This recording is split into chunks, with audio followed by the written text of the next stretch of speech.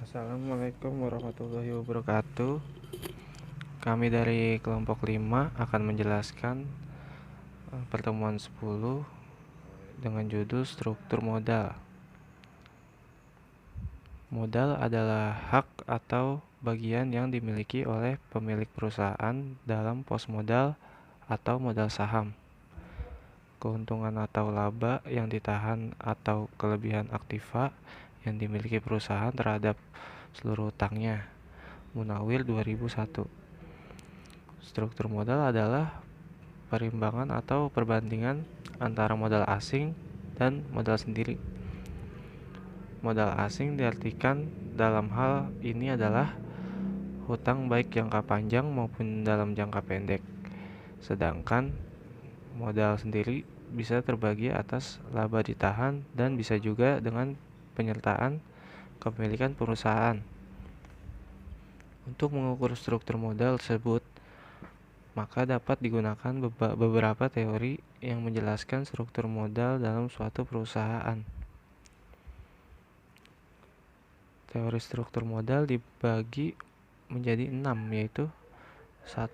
Teori pendekatan tradisional, 2. Teori pendekatan Modigliani dan Miller, 3. Teori pendekatan Modigliani dan Miller, 4.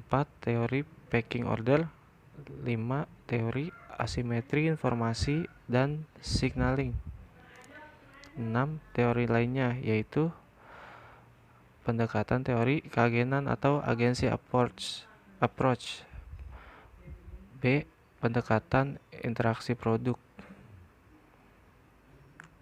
Ada beberapa faktor yang dapat mempengaruhi struktur modal, antara lain struktur aktiva, growth opportunity, ukuran perusahaan, profitabilitas, resiko bisnis.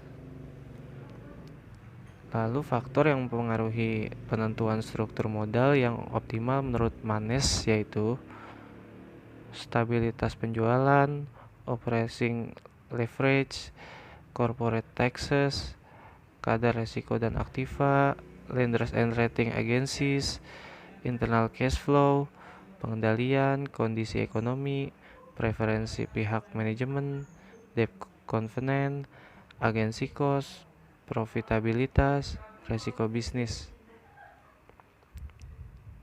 Pendekatan dalam teori struktur modal ada 3, yaitu pendekatan laba operasi bersih, pendekatan tradisional, dan pendekatan Modigliani dan Miller. Untuk mengatasi keterbatasan modal kerja dan biaya operasional perusahaan, perlu mengadakan perencanaan penghematan di berbagai bidang. Implikasi strategi efisiensi biaya adalah 1. Meminimalkan kenaikan biaya tetap dengan cara pertumbuhan pegawai negatif dan rasionalisasi pegawai. Kedua, mengurangi biaya tetap tunai dengan cara pengaturan struktur modal melalui penggunaan fasilitas kredit jangka panjang untuk memenuhi modal kerja dan penggunaan fasilitas kredit lunak UKM sehingga beban bunga lebih rendah. 3. Efisiensi biaya variabel dilakukan di tingkat proses produksi dengan cara pengaturan penggunaan lini mesin pemotongan sesuai jumlah sapi. Biaya variabel juga dapat dihemat dengan strategi kemitraan usaha baik di tingkat on-farm atau penyediaan bahan baku maupun pemasaran produk sehingga biaya operasional ditanggung bersama. Contohnya 1. PT Boom semula hutang sebesar 30 juta dengan bunga 5% dan laba operasi bersih 10 juta rupiah. Misalkan tingkat kapitalisasi modal sendiri berarti tingkat keuntungan yang disyaratkan untuk modal sendiri sebesar 11%. Kalau kita hitung penilaian perusahaan sebagai berikut. Laba bersih operasi 10 juta rupiah dikurangi bunga 5% dikali 30 jutanya yaitu 1.500.000. Jadi laba tersedia untuk memegang saham adalah 8.500.000. Lalu tingkat kapitalisasi MS 0,11. Jadi laba tersedia untuk megang saham dibagi tingkat kapitalisasi MS. Jadi nilai per sahamnya yaitu 77.727.700 ditambah nilai pasar obligasi 30 juta rupiah. Jadi nilai keseluruhan per saham yaitu 107.277.000. Jadi tingkat kapitalisasi keseluruhan 10 juta rupiah dibagi 107.277.000 dikali 100% sama dengan 9,32%. Bila perusahaan mempunyai 850 lembar saham, maka harga per lembar sahamnya adalah 77.277.000 dibagi 850 sama dengan 90.910 rupiah.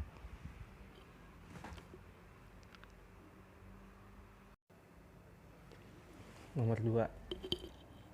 Bila perusahaan ingin mengganti obligasi dengan saham, nilai obligasi pada soal 1 30 juta rupiah, sedangkan harga saham 90.910 rupiah per lembar.